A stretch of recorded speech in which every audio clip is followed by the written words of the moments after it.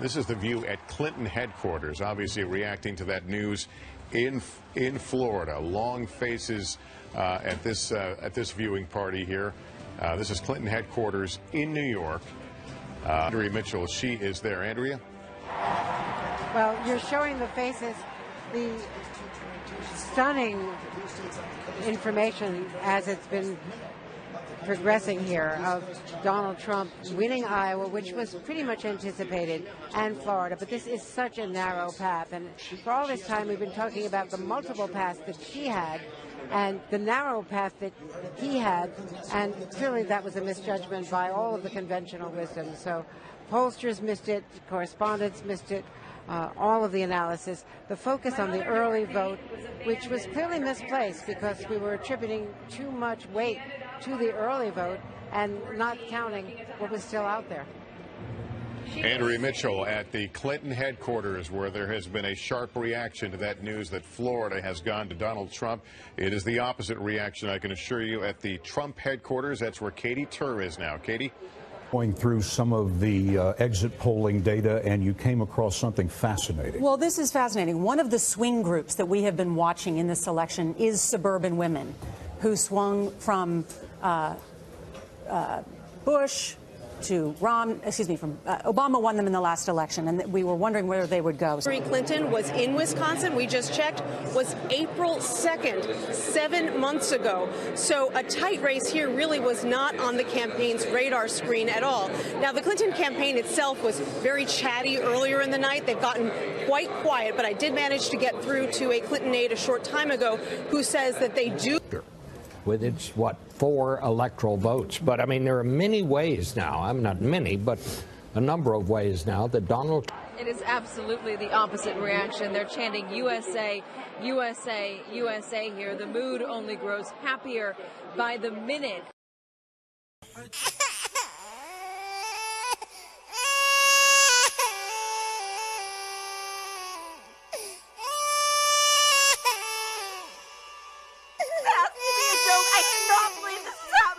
I'm literally about to fucking kill myself, and I'm not kidding.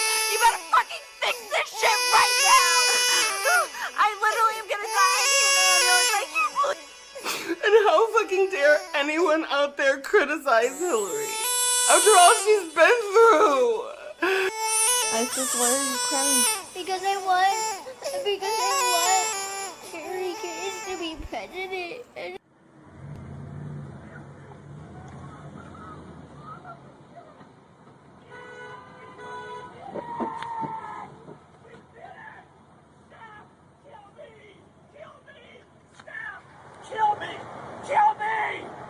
During a Hillary Clinton town hall in Haverford, Pennsylvania, a 15-year-old girl, the only person in the audience, by the way, wearing a bright red bow on her head for easy identification, was supposedly chosen at random to ask a question of the former Secretary of State. Before we get into what the girl said and the question she posed, here's how she was randomly chosen. I would love to take some questions from all of you. What do you guys want to hear from Hillary and Chelsea today? How about you with a little red bow first? How you doing? Hi. And I think there'll be a microphone coming right to you. But the well-scripted performance raised some suspicion with a YouTuber named Spanglevision, who decided to dig a little bit deeper. And wouldn't you know it, the random participant was none other than child actor Brennan Leach, who has her own Internet Movie Database page with, check this out, 2 logged entries. One in mini bio, which reads, Brennan Leach is an actress known for Once Upon a Time, Trillium Vane. Guys, this is a creepy cultic fantasy film she did back in 2012 when she was about 11 years old. The other entry is logged in trivia, which reads, and get this, Brennan Leach played Girl with Little Red Bow in Hillary's town hall event at Haverford, Pennsylvania. If that's not in your face, guys, I don't know what is. Oh, and Brennan's dad? Well, he just so happens to be Pennsylvania Democratic State Senator Dalen Leach. Dalen supports Hillary for president. I know, you're shocked. Dalen Leach, by the way, according to OpenSecrets.org, didn't just donate his daughter to the Clinton campaign, but cut a check for $1,000 for Hillary's political effort back in April. So here was the original question straight from Brennan. Hi, Madam Secretary. I'm Brennan, and I'm 15 years old. At my school, body image is a really big issue for girls my age. I see with my own eyes the damage Donald Trump does when he talks about women and how they look. Alicia is like me and like a lot of other people. I love to eat. We all love to eat. A lot of you folks have weight problems, I hate to tell you. A lot of you folks that I'm looking at right now aren't in the greatest of shape. And the truth is, and I'm not meaning that you're too skinny. As the first female president, how would you undo some of that damage and help girls understand that they are so much more than just what they look like? Ah, ain't she cute and articulate? The question, according to the New York Times, was so good that it, quote, seemed to play to Mrs. Clinton's strengths as the candidate appeared ready to rocket out of her seat at a chance to answer it, end quote. Of course it played to Mrs. Clinton's strengths. That's what Hillary's staged and scripted events are designed to do. Now you gotta admit, guys, things have to be pretty bad over at Camp Hillary for them to resort to hiring shills to prop up their candidate. But the New York Times also unwittingly drove the final nail into the fabricated coffin by exposing the staged nature of this particular town hall question when it wrote, quote, after the event, Brennan said that her father, a state senator, had helped her form the question that had so excited Mrs. Clinton. The Clinton campaign said the questions had not been vetted. End quote. Now let that sink in, guys, because we're going to deal with that in a second. Now here's a younger Brennan as she makes her debut stumping for her gun-grabbing dad's campaign. In this same video, Brennan hails Slick Willie as a great guy and a great man. He seems like a great guy. As a great man once said, don't stop thinking about tomorrow. Back to Clinton's town hall stage scene.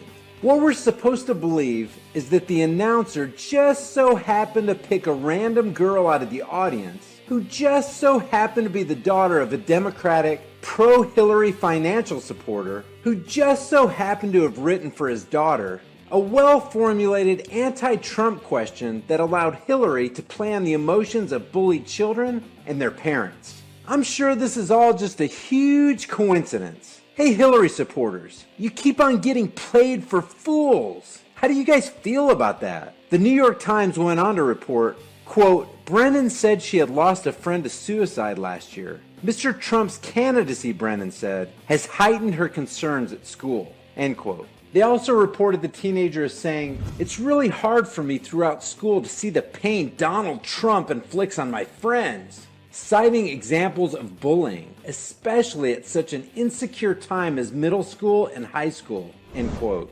Now you guys all know that I am not a Trump supporter. I don't support any narcissistic political psychopath who wants a position of power so that he can impose more laws on the masses and cozy up to the criminals in the Federal Reserve banking cartel. But I'll tell you what, this garbage is certainly worthy of the highest ridicule. What the reporter should have asked the Democratic senator's daughter in response to this is it also hard for you throughout school to see the death Hillary Clinton actually inflicted on 4 dead Americans in Benghazi? How about the scores of people who have died in the wake of the Clintons' ascension to power, Brennan? Does that bother you as well? How about when people tell oceans of documented lies like Hillary does? Do you care about that?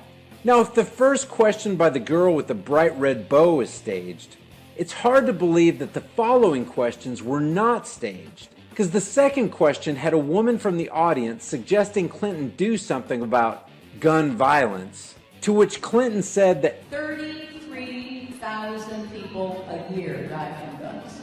Then she said, if something else were killing 33,000 Americans every year, you can bet we would be on the front lines demanding that this disease would stop, it was bad, whatever. Something else. Now what would that be? What could it possibly be that kills more than 33,000 Americans each year? I don't know. Are you Hillary followers checking your brains at the door? This is easy stuff, guys. 14 times more people die from tobacco than the figures she cites from guns. Anybody out there recall Clinton standing on the front lines going after the tobacco lobby? If something else were killing 33,000 Americans every year, you can bet we would be on the front lines. How about this one? 88,000 people die in alcohol-related deaths each year in the U.S. Anybody remember Hillary on the front lines going after companies who produce alcohol? If something else were killing 33,000 Americans every year, you can bet we would be on the front lines demanding that this disease would stop. This woman is a hypocrite who says she wants common sense gun regulations when she's already made clear that she wants all the guns. Australia managed to get away or take away tens of thousands, millions of handguns. And in 1 year, they're all gone. Can we do that? And why, if we can't, why can't we? You know, Australia is a good example. Certainly the Australian example is worth looking at. For people who are worried about the Second Amendment, I respect the Second Amendment. Don't believe it when they say that I want to do something to the Second Amendment. That is totally untrue. The Supreme Court is wrong on the Second Amendment, and I am going to make that case every chance I get. Don't believe it when they say that I want to do something to the Second Amendment. That is totally untrue. The Supreme Court is wrong on the Second Amendment. The third question was asked by a woman who also wanted gun control and made clear that she was a supporter of the terrorist organization known as Black Lives Matter. I'm a big supporter of Black Lives Matter. Is this where I should stop and say, just wow, wow? And for those who still don't think this Hillary Clinton town hall was rigged and stacked with pre-planned actors in order to portray Clinton in her own fabricated light as she peddles her agenda, just briefly consider the last question and the last actor. Her name's Kayla. She and her family, oh, that's them right there, recently appeared in one of Clinton's campaign ads. Kayla, of course, threw out a cream puff question so that Hillary could press home her involvement in the children's health insurance program. Because apparently, if you're a tyrant, but you can convince people that you love kids, everybody will be deceived and love you. Never mind though, that's probably a coincidence too. This is for all you Hillary supporters out there. Why are you turning off your minds and believing this liar and her womanizing, dishonest husband? I did not have sexual relations with that woman. Have things really gotten that bad that you would forsake truth and logic and run after the charlatans of our day as they rip from you every last bit of dignity you have left? Or is it that your dignity vanished a long time ago and that's why you're willing to wallow in the mire with whatever filthy pig comes along? Hillary Clinton and Bill and all these political psychopaths are nothing more than pigs. If you want to see the entire town hall and Brennan's appearance in her creepy little fantasy movie, as well as her acting debut in her father's campaign ads, I'll have the links for you in the description below.